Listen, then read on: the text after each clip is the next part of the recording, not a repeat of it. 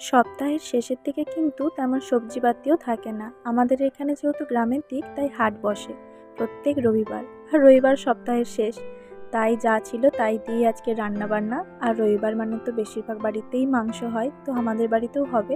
আর এই যে এখানে কুমড়া আর হচ্ছে চিচিঙ্গা, এই দুটোই কেটে মানে রান্না হবে। তো হচ্ছে কুমড়া তরকারি, আর যদি টাইম পাই তাহলে চিচিঙ্গা ভাজবো, তা না হলে নয়। কারণ অনেকটাই দেরি হয়ে গেছে, রবিবার অনেক চাপ থাকে। তো আমি গ্যাসে এই যে বসিয়ে দিয়েছি তরকারিটা, আর এই যে এখান থেকে ভাত হচ্ছে, আর তারপরে আমি মাংসটা ধুয়ে নেব। মাংস ধুয়ে নিয়ে চলে এসেছি, অনেক তাড়াহুড়ো, তাই এটার মধ্যে আর আলাদা মশলা মানে মাখাবো না, নুন হলুদ বা অন্য কিছু। তো আমি একেবারেই কড়াইতে দিয়েই ভালো করে কষে করে নেব। আর মায়ের হচ্ছে শরীরটা খারাপ, আপনাদের বলেইছিলাম আগে। তো কি হয়েছে, মায়ের মুখটা ভালো নয়, তাই হচ্ছে মা বলছে একটু হজম হওয়ার, মা ভালোবাসে খেতে, তো ওটা বলছে যে ওটা একটু নিয়ে আসবি তো বেশি করে।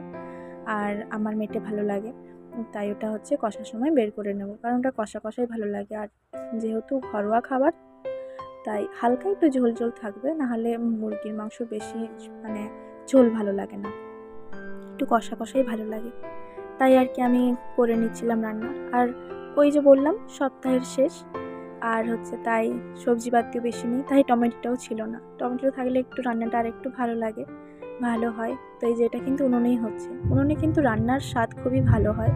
আর মাংস কী করি আমি, অনেক কষিয়ে কষিয়ে কষিয়ে কষিয়ে একেবারে ভাজা ভাজা হয়ে যাবে, তারপরেই আমি হচ্ছে জল দিই। এক একেবারে অন্যরকম কালারটা হয়ে যাবে। এটা কিন্তু আমার মেজো পিসি শাশুড়ি মা বলেছিল, পিসিমণি, তার কাছ থেকে। আমি আগে খুব একটা ভালো পারতাম না, মাংসটাই শুধু, অন্যগুলো মোটামুটি পারলেও মাংসটা খুব ভালো একটা পারতাম না। তো পিসিমণি আমাকে বলেছিল যে ভালো করে কষবি, একদম ভাজা ভাজা হয়ে যাবে, তারপরে হচ্ছে জল দিবি। আর যদি মুরগি মাংস হয় তাহলে এমনি ঠান্ডা জল দিলেও অসুবিধা নেই। আর যদি খাসি মাংস করিস একই প্রসেস, শুধু ওটাতে একটু গরম জল দিয়ে দিবি। তো এই তো বড়রা যেগুলো বলে মোটামুটি মানার চেষ্টা করি, মনে রাখার চেষ্টা করি, কিন্তু ওই যে ভুলে যাই মাঝে মাঝে, মাছ ভাজার সময় নুনটা কড়াইতে দিতে, এটা কিন্তু ভুলে যাই আমি। তো এবারে তুলে নিচ্ছিলাম কষা মাংস।